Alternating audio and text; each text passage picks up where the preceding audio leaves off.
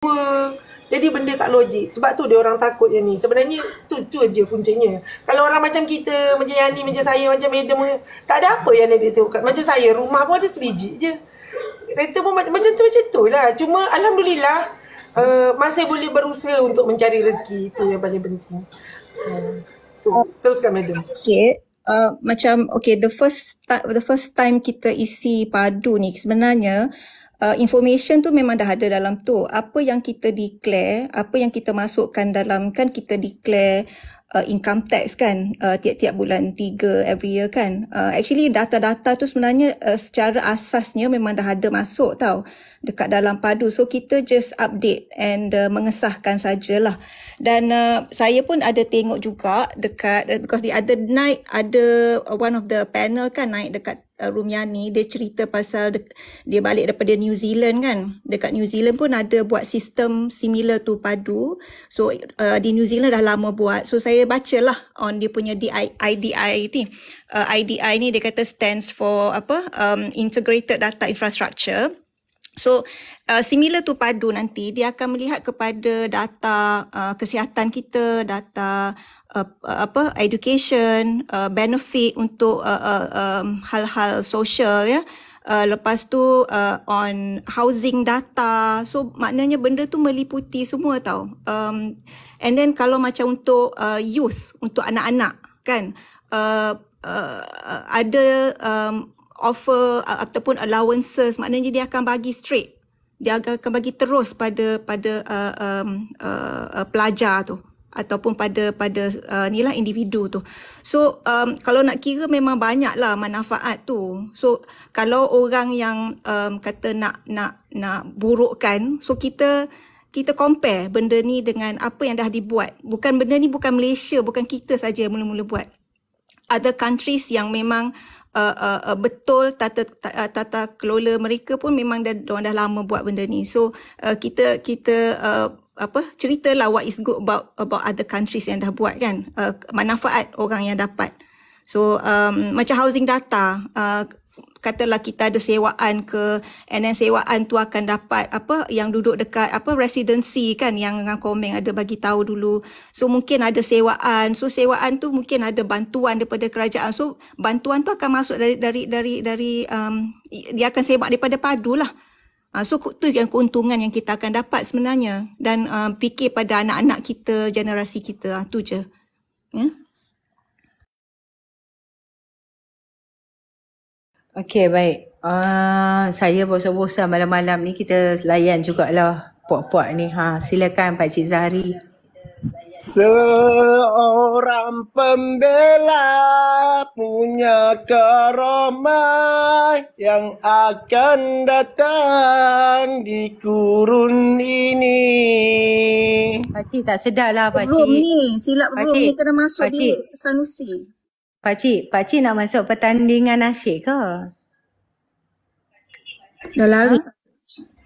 Saya kesian dekat Pakcik ni.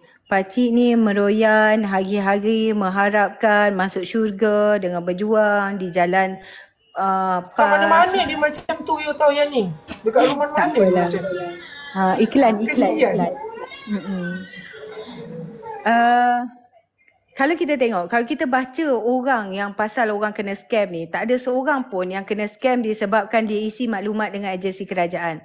Jadi sebenarnya bagaimana dia orang kena scam? Dia orang kena scam dengan memberikan password atau TAC kepada individu dalam panggilan telefon, dalam WhatsApp atau sebagainya lah. Taktik scam ini dipanggil phishing. Menekan sebarang link daripada WhatsApp, daripada SMS, daripada F, daripada X dan sebagainya secara melulu, di mana link itu akan menanam virus dalam peranti ataupun handset ataupun tablet kita lah. Jadi mungkin mereka melayari laman lucah juga kakak-kakak. Ini kegemaran lebay-lebay dengan cerita, dan mereka ni tidak peka dengan keselamatan digital. Jadi korang semua, kalau ada yang kena scam itu, bukan sebab isi padu atau beri IC dekat Shopee atau beri nombor akaun dekat GrabPay pun. Jadi kalau korang ni percaya yang padu tu boleh baca maklumat, maka jelaslah korang ni sudah ditipu dan diperbodohkan oleh walaun, macai, PAS dan Bersatu dan Paloi Nasional ini. Faktor utama dia orang tak nak korang ni isi padu adalah kerana tak nak isytihar harta. Tak nak isytihar bini lebih. Bukan sebab tak nak kena hack. Bukan tak nak kena hack pula. Bukan sebab kena hack pun. Kan? Sekarang ni kita kena fokus berkenaan dengan rakyat Kedah nak gaji. Rakyat Kedah nak gaji, dia bagi konsert maksiat dandut. Siapa yang liberal sekarang ini aku tengok? Kan? Makin teruk kewangan Kedah sejak tak boleh Fonusi. Fonusi. Kan? Dia tak boleh. Itulah. Ya, tahu aja tahu. Jadi kalau kita tengok tak kala umat Islam sibuk beribadah, di Kedah ada konsert maksiat dandut di malam nuzul Quran. Kan? Bayangkanlah. Tak pernah lagi dengar negeri DAP ada konsert maksiat dandut semasa bulan Ramadan. Dan ia berlaku di negeri yang PAS perintah. Malam nisfu Syaban pun diorang buat konsert. Ingat tak? Masa nuzul Quran pun diorang buat konsert. Inilah kalau ada ashabul karaoke. Orang kata. Jadi, sebab itu kita kata, kalau kita tengoklah. Apa yang terjadi hari ini. Kegagalan satu syarikat di negeri utara tu. Kononnya, dia tak ada daya saing sekian lama. CEO dapat gaji 12,000 kakak-kakak sekalian. Dua eksekutif in accounts and operation respectively they were paid 1,500 each. So overhead tak sampai 20k sebulan. Waktu PAS ni ambil alih pada 2008, Kedah Agro Group of Companies diwujudkan. Pengurusan tertinggi daripada kroni-kroni diorang. Dan 5 other subsidiaries ni were incorporated. Dan sebagainya lah. Dan masa itu MBI was structurally formed. Almarhum Ustaz Azizan SMB, dia awarded logging areas to MBI capitalization purpose dan sebagainya lah. Tapi inilah yang saya katakan hari ini. Kalau kita nak korek, banyak lagi yang kita boleh korek. Tapi kita tak nak mendahului. Kalaulah benda tu dah dilaporkan oleh media satu masa nanti, insyaAllah kita akan ulas dekat sini lah, insyaAllah kan. Jadi bagi saya lah kan, saya terkejut lah orang yang terpaling Islam. Kononnya negeri yang dipimpin oleh parti Islam ni, dia boleh buat konsert di malam-malam seperti nuzul Quran, malam ya kan. Jadi negeri yang dia cop liberal dan sebagainya duk buat majlis-majlis Islam. Perdana Menteri sendiri yang dia tak suka ni, yang dicop liberal dan sebagainya,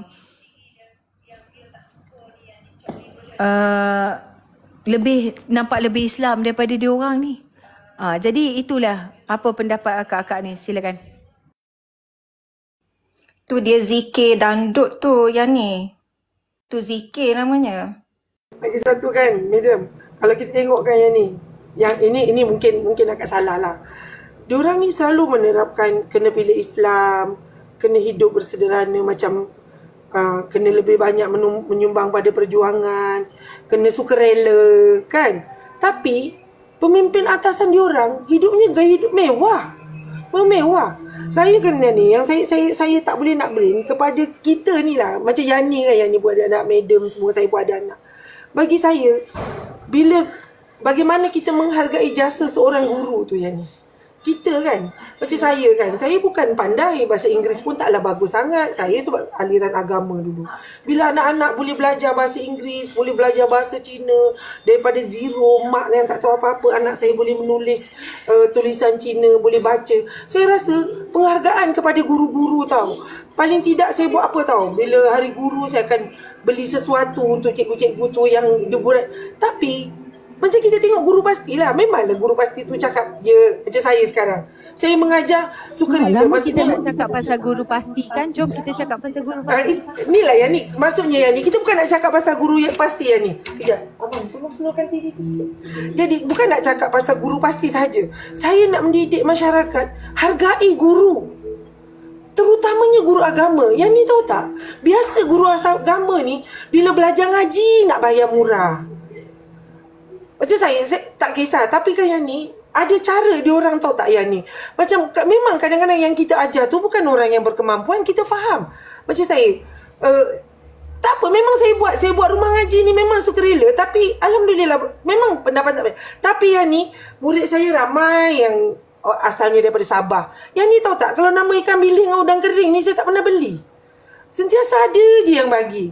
Mungkin dia orang tak boleh bagi dia. Tapi kita merasai penghargaan itu daripada mak bapak ni. Dia tahu dia tak mampu nak bagi yuran yang banyak, dia tak mampu nak bayar, mungkin tak ada yang bayar, ada yang bayar 3 bulan sekali. Tapi yang ni penghargaan. You tak boleh. Bila bayangkan yang ni, dia orang boleh cakap bagus, silibus bagus ni, anak saya pandai baca doa. Tapi di hujungnya kau tetap berkatakan dia sukarela.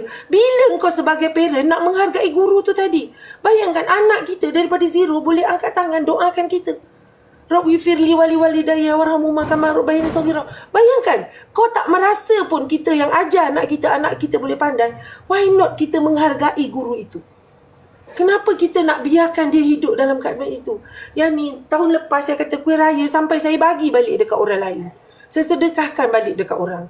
Bayangkan, maksudnya bukan kita nak meminta, dan kita guru agama memang takkan meminta-minta yang ni. Lepas tu masih ada lagi yang komen, alah naikkan dulu gaji guru kafar. Saya tak tahulah negeri lain, saya tak tahulah Kelantan. Tapi di Selangor guru kafar 1,500 dan 1,700. Betul. Di Selangor waktu kerja pun 4 jam je guru kafar ni. Betul. Satu sesi dia masuk 7.30, dia balik pukul sekarang pukul 1 lah kalau dekat Selangor. Dia orang paling sikit pukul 12.30 atau pukul 1 macam tu. Untuk sebab dia orang mana-mana sekolah, kalau SRA tu dia ada sistem basket kan. Kalau di kafar lainnya ni. Di SRA lain, jadual kerja dia lain. Tapi dia ada satu lagi yang ni, guru rakyat. Guru rakyat tu juga dia bekerja 3 jam je sehari. Itu dibayar satu sesi di Selangor. Paling sikit 500 atau 600 di Selangor satu sesi. Biasanya dia orang akan ambil 2 sesi. Pagi 3 jam, petang 3 jam. So dia orang dapat juga 1,200. Still boleh dikatakan gaji yang bermaruah yang ni. Saya tak faham, tolonglah yang kat bawah ni, yang ramai-ramai, hargailah guru agama tu. Guru agama pun teringin nak makan nasi biryani. Betul tak Yani? Ya, betul. Dan bagi saya lah, ini adalah berkenaan dengan hak seorang manusia lah Kak Emma. Tak kira lah dia parti apa, tak kira lah dia kerja apa, tapi ini adalah hak mereka. Tak nak terima hakikat walau-walau ni, kononnya ini adalah satu fitnah. Dan kenyataannya guru pasti ni dinafikan hak mereka. Mereka cuba perjuangkan hak mereka walaupun dianggap fitnah oleh walaun-walaun. Sebab apa? Sebab walaun dah terbiasa buat fitnah sebenarnya. Jadi dia anggap orang pun buat fitnah macam dia lah. Jadi dia fikir orang lain pun sama juga macam dia. Kan? Buang masa lah kita ni nak fitnah PAS. Sebab terlalu lampau banyak kepincangan di dalam PAS. Sebab itu kita berbicara tentang PAS. Tak payah kita nak bongkar. Orang dia sendiri yang dah buat aduan dan sebagainya. Dan bagi saya, tindakan agensi kerajaan memastikan guru pasti, striti dan semiti ni dibagi gaji minimum mengikut Undang-Undang Buruh Malaysia adalah perkara yang baik. Ini adalah usaha pemekasan pendidikan Islam kerana ia akan sangat memanfaat guru terbabit bila mereka ni dibayar gaji yang bermaruah yang sepatutnya mereka akan ikhlas dalam kerja buat mereka, betul tak? Kita ni, kalau kita ni rasa kita tak berbaloi kan, kita buat kerja buat kita ni, adakah kita akan buat macam lepas batuk di tangga atau kita buat betul-betul?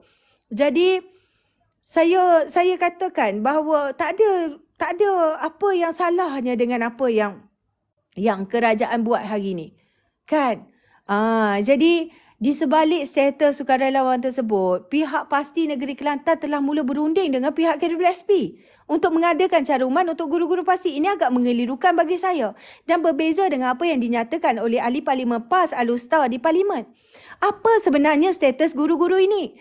Apakah ini yang dikatakan sebagai sudah terhantuk baru nak tengadah ke macam mana? Apabila seluruh Malaysia bising, barulah pihak pasti nampak berusaha membela kebajikan guru-guru yang malang ni. Tak sedikit pun kita merendahkan ilmu yang dicurahkan oleh guru ni. Tapi yang dikesali sekarang ini, sikap pengurusan tertinggi mereka yang mengabaikan kebajikan dengan alasan kekurangan dana. Tak payahlah nak bagi kepada pusat sebab orang lain yang buat tadika swasta ni boleh aja patuh kepada undang-undang. Kenapa kamu tak boleh patuh kepada undang-undang? Itu yang menjadi persoalannya. Sedangkan untuk gerak kerja politik, mereka berani berbelanja besar. Terselahlah bahawa ahli-ahli parti PAS ini adalah parti yang gila kuasa dan sanggup menindas ahli-ahlinya. Ini yang saya nampak.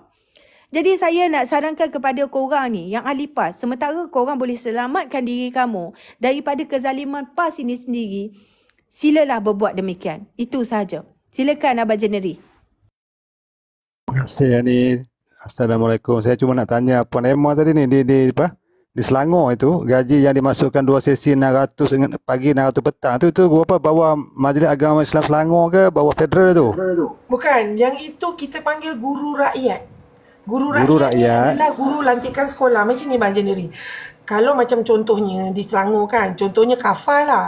Kalau SRA biasanya jarang ada guru rakyat. Dia ada sekolah rendah agama, ada KAFA. KAFA ni pula, dia macam ni. KAFA ni dua pentadbiran. Separuh JAKIM, separuh kerajaan negeri.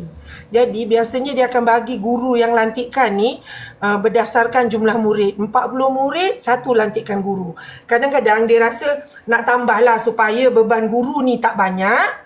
Maksudnya tak adalah nak ngajar ramai-ramai, banyak-banyak kelas kan. Jadi dia wujudkan sekolah bagi tawaran siapa-siapa nak mengajar sebagai guru rakyat. Biasanya guru KAFA itu sendiri, pagi dia guru lantikan JAIS, petang dia jadi guru rakyat. Kadang-kadang di sekolah yang sama. Jadi daripada 1,500 yang JAIS bayar, selain pada itu dia akan dapat 600 daripada yang sekolah bayar untuk satu sesi berikutnya. Jadi dia orang dapat 2,100. Jadi kadang-kadang sebelum dia dapat lantikan penuh daripada JAIS, dia orang akan dapat lantikan guru rakyat. Bila dia dah mengajar 3 bulan, nanti guru besar, ketua guru atau guru besar akan isikan orang untuk dia pergi interview untuk dapatkan kelayakan, untuk dapatkan jawatan guru KAFA itu. Jadi 600 tu adalah yang dibayar oleh sekolah. Lagi satu yang ni, nak kata kalau KAFA ni pula, syarat untuk dia menubuhkan sekolah, dia kena ada jarak berapa dan penduduk macam tu baru boleh buat satu KAFA yang lain. Jadi di situ tidak berlaku perebutan murid. Maksudnya cukup insya-Allah untuk menampung keperluan. Kalau berapa guru, contohnya dia ada 10 orang guru, 8 JAIS bayar, yang 2 tu sekolah bayar. Biasanya bila jadi begitu, guru rakyat tu akan dapat tambahan gaji lebih lagi.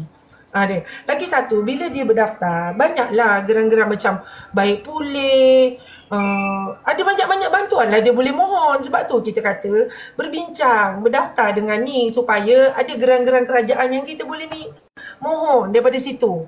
Dan lebih kepada kebajikan guru tu lebih terjamin. Macam tu lah bang. Jadi maksudnya bang, ada jawatan guru rakyat. Guru rakyat ni lebih kurang lah macam guru-guru pasti tu. Dia panggil guru rakyat. Maksudnya dia sebelum dia dapat, kadang-kadang dia masuk sebagai guru rakyat, beberapa bulan tu nanti ada, macam JAIS akan buka, tarikh sekian ada interview untuk guru KAFA. Dia orang masuk lah. Dari situlah nanti dia orang dapat lantikan tu. Macam tu. Okey, maknanya program KAFA ini satu program kerjasama satu JAKIM dengan kerajaan negeri. Kita faham pendidikan agama itu bawah kerajaan negeri. Maknanya fasiliti disediakan oleh kerajaan negeri, gaji dibayar oleh kerajaan persekutuan. Cumanya di Selangor itu ada top up 600, orang-orang yang belum berdaftar lagi disahkan dalam jabatan KAFA itu dia dapat 600. Yang disediakan gajinya oleh kerajaan. 600 satu sesi itu 3 jam. Satu sesi ya. Disediakan, saya nak tanya gini, disediakan oleh kerajaan negeri. Betul? Sekolah itu maknanya sekolah itu bawah 600 yang tak kena bayar guru rakyat itu, guru sandaran itu. Maknanya 600 itu kerajaan negeri lah melalui Bukan, itu sekolah yang bayar. Sekolah yang bayar. Oh, okey. Sekolah bayar untuk sementara. Maksudnya biasanya dia orang sementara bang, dalam 3 ke 5 bulan dia orang akan dapat. Kecuali atau biasanya jawatan guru rakyat ni ditawarkan kepada guru KAFA tu sendiri. Okey, Kak Emma, dia punya ni bayaran dia, dia kata daripada sekolah. So daripada sekolah tu dia dapat peruntukan dia daripada mana? Okey, yuran biasanya kalau SRA ni, yuran dia dibayar secara, ni saya cerita SRA, yuran dia sekolah rendah agama ni sepenuhnya bantuan kerajaan. Tetapi diorang ada bawah PIBG, diorang ambil yuran sebulan. Kalau contohlah salah satu sekolah yang pernah saya mengajar, dia ambil RM15 sebulan, dia ambil terus untuk setahun. Contohnya 10 bulan, maknanya RM150. Jadi dia ambil. Yang itu pun digunakan untuk tambahan gaji guru. Kalau di Kafah, diorang ada yuran bulanan. Yuran bulanan yang dikutip setiap bulan. Kalau di SRE terus dia ambil yuran tahunan RM150 macam tu. Tapi berbeza di Kafah dia orang akan ambil tiap-tiap bulan. Tetapi macam di Kafah ni, kalau yang bawah kerajaan tidak boleh melebihi RM50 yuran bulanan dia. Jadi kalau lebih 50 dia dah dianggap sekolah swasta. Macam itulah. Dulu sebab saya di daerah Petaling ni, saya dah bangunkan 6 buah sekolah Kafah, dan di daerah Kuala Langat ada 1 dan 2 sekolah rendah Islam bawah Gasis, gabungan sekolah-sekolah agama Islam sekolah swasta Negeri Selangor ada 2 juga. Pak Emma nak tanya lagi. Untuk sekolah itu kolek bayar gaji dan kolek duit itu mesti mendapat pandangan dan kelulusan daripada Majlis Agama Islam Selangor. Ya, betul. Betul. Okey, clear. Dan setiap tahun lebih kurang, kalau tak silap saya lah, kalau dulu bulan 3 atau bulan 4 kita kena bawa semua fail keuangan, duduk dekat, dia akan tetapkanlah dekat hotel mana dan akan semak keuangan tu. Dia mesti lebih kurang. Pak Emma, ini yang saya nak highlightkan. Maknanya kalau ada satu sistem pengurusan yang baik, ada tata kelola yang baik, ada mekanisme yang baik, tidak ada salahnya pasti itu pun melaksanakan perkara macam mana Puan Emma cakap tadi, untuk memastikan guru-guru itu mendapat gaji yang setimpal dan sesuai dengan keadaan hari ini. Itu yang saya nak sampaikan, itu yang saya tanya macam-macam. Sebab hari ini pasti itu kita tak petikai, dia nak buat banyak mana pun dah dibenarkan oleh undang, silakan nak buat. Cumanya dari segi gaji guru yang mengajar di tadika itu mestilah relevan, munasabah dengan kurs hari ini, dengan kudrat yang mereka berikan itu, dan kita semua sudah maklum. Pasti itu adalah pasti yang persendirian, berdaftar secara persendirian, tetapi dimonitor oleh parti politik pemuda PAS itu yang berdaftar dengan ROS. Tetapi kita kena ingat, walaupun berdaftar dengan ROS, tetapi dia telah menjalankan satu sistem sukarela, iaitu menubuhkan sekolah pendidikan yang menggunakan hal yang terkait dengan pendidikan, iaitu pendidikan agama. Nampak tak? Dia menggunakan term pendidikan agama itu, so dia terikat dengan macam mana yang Kak Emma cakap tadi.